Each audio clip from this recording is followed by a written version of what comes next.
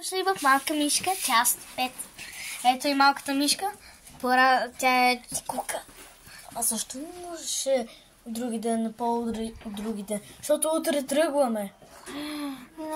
Жалко. Къде не тръгваме? На Германия. Кой ти казал, че те тръгваш на Германия? А не тръгваме ли?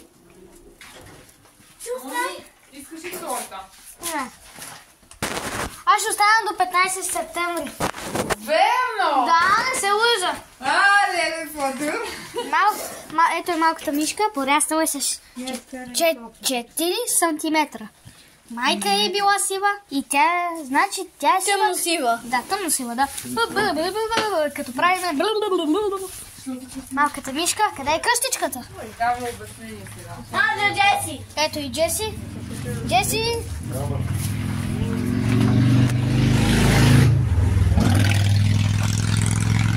Докса! Това е Докса! Докса! Как му бъдам, че мотора? Моля ми, Джеси, как си клати дупето? Да. Дармина, ела да снимаме и къщата. Пусна пак, за какво? Къде е къщата на мишката? Добре. Мони, кажи кюфте. Не. Къде се спи? Ето и къщата. Каква е тази къща, бе? На мишлето. Мишлето, Защо е така? Защото... Отворила си очичките. Не. Отвори си ги. Мони! Ти знаеш ли, че мишката ми се окъка в пръстите? Да? Не знам, защото днеска е час 5. Днеска е рождения ден на мишката и честитите рождения ден на мишката. Happy birthday to you. Happy birthday to you. Happy birthday to Рамзи. Хайде!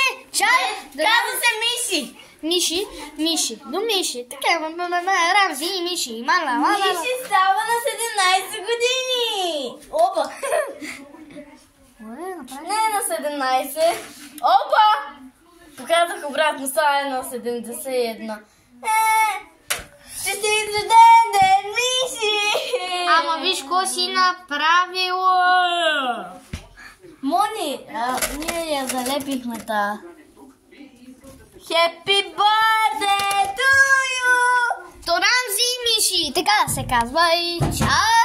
До нови срещи и чакайте малка мишка, час 10.